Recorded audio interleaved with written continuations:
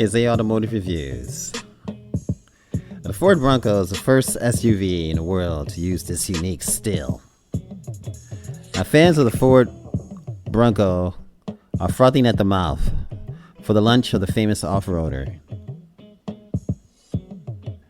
And pre-orders have been set, and right now they're at 190,000.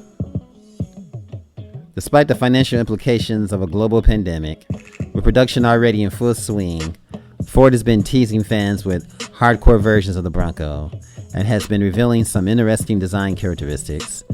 And now it has announced that industry giant ArcelorMittal has been selected as the sole provider of steel for the 2021 Bronco.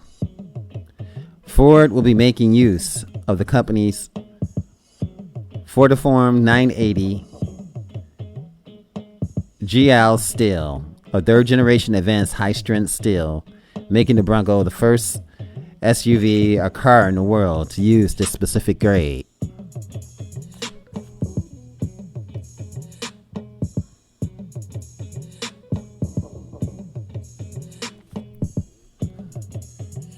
Ford set some very high standards when it came to production of the Bronco and required the steel to have a perfect balance of strength and ductility, as well as reducing the overall weight of the SUV without affecting durability.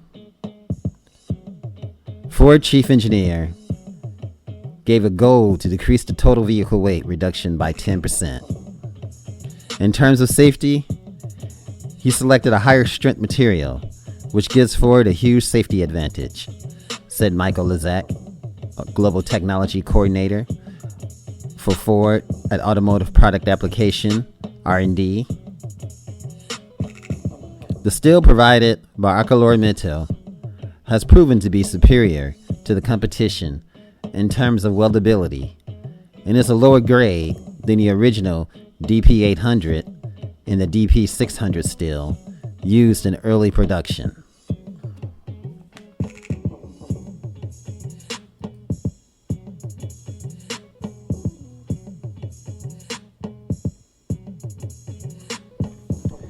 We had a product that was engineered to have very good weldability, desired by Ford, said Jayant Chintamani, Director of Automotive Product Research.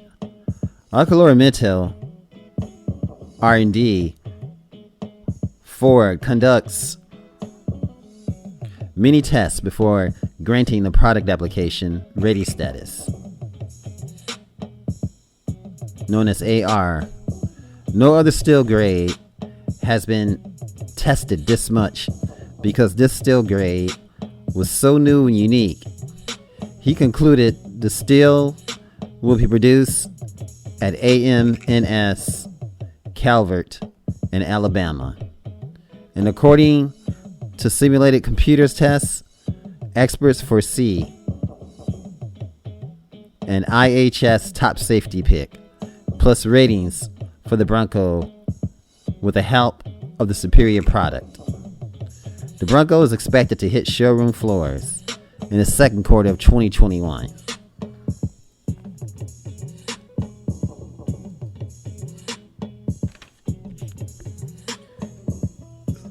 So the steel of the Bronco is very important as far as safety.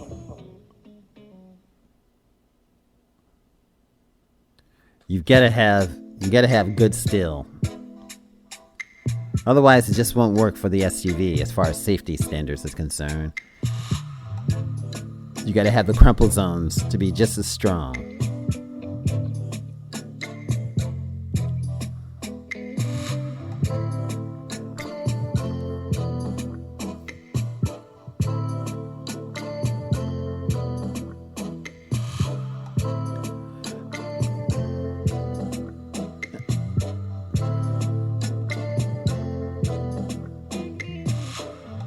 And plus, as you know, you have an SUV. Of course, this is a Ford release. This is the sixth generation of the Bronco. And if they can foresee 5-star safety tests, that's just going to add more. And not only that, but that's going to stimulate people to buy the vehicle for being a good safety pick. Now we know with this SUV, there comes two engines. There's a 4-cylinder and a 6-cylinder. With the 4 having 270 horsepower and 310 pound-feet of torque, and the 6-cylinder being a 2.7 liter twin turbocharged EcoBoost V6,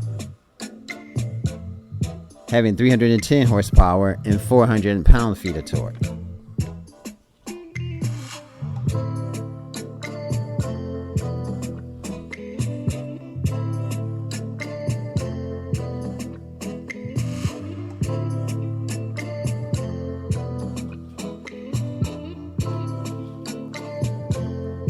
Now, the Ford Bronco is also said to be the first sport utility vehicle.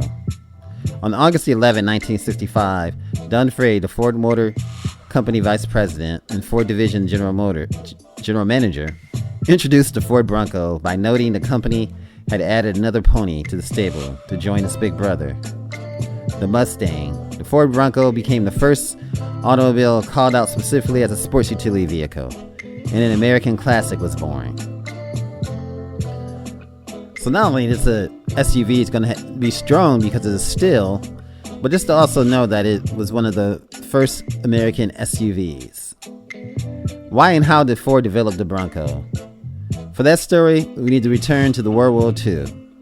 In addition to his other wartime productions, Ford was one of the 3 companies which worked to develop the Jeep during the war. Ford produced more than 250,000 Jeeps and were renowned for their quality. After the war, surplus Jeeps were the choice of returning veterans and outdoor enthusiasts. However, with improving highway systems and demand for a more comfortable driving environment, even on the trails, Ford saw the chance to design and develop a best-in-class utility vehicle that could also serve as a sports utility. We already had experience building the Jeep, and during the late 1950s and early 1960s, Ford designed and built the Mutt, a troop utility vehicle. In 1962, Ford began to extensively survey Jeep and International Harvester Scout owners to see what they liked and disliked about their vehicles. These findings were summarized in an internal memo on July 11, 1963, noting that both vehicles had poor comfort, ride noise, and vibration qualities, and that the size and the power of both were unsatisfactory. These findings indicated a gap in the market. Went to the Product Planning Committee on October 23, 1963, with the recommendations for funds for further development of a Ford utility vehicle, codenamed Bronco. A fascinating memo. A week later, had the subject line 1966 GOAT, G-O-A-T. As its heading, the GOAT terminology was indicative of the desire to develop goes over all-terrain vehicle, while the document itself describes the drivability of the car. Now, the earlier sketches were developed in 1963 by McKinley Thompson. They show the same familiar box-shaped vehicle with the recognizable round headlights and the 2-door layout. The one jarring feature of the early design documents was the placement of the spare tire. And at that time, it was inside the vehicle rear storage space. Things have changed since then.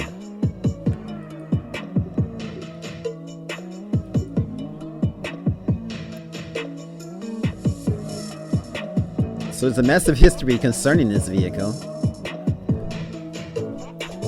The vehicle underwent constant revisions over the next year as its features were molded, so that Dunfrey described it as neither conventional nor a truck, but a vehicle which combines the best of both worlds. It can serve as a family sedan, as a sports roadster, as a snowplow, or as a firm or civil defense vehicle. It has been designed to go nearly anywhere and do nearly anything. Initially, the Bronco was offered in 3 body styles: the Roadster, which is an open-air model, sports utility with a pickup bed, and a wagon, the two-door tailgate with full top. The Roadster was the most basic and the least expensive of the three, with doors and roofs as options. The sports utility featured a short-stop seating for 2 or 3, with a bench seat and a pickup-style bed. Over time, the sports utility was known as the half cab. The most popular model was the wagon with a full-length hardtop roof and seating for up to 5 people, with the rear bench seat.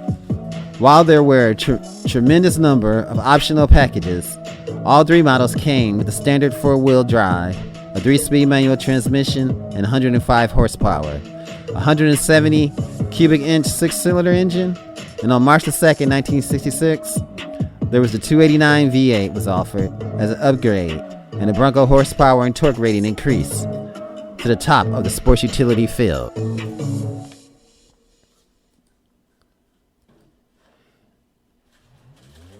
It come a long way, and as you know, with this new still, the Ford Bronco, it's just going to add to the Ford Bronco character.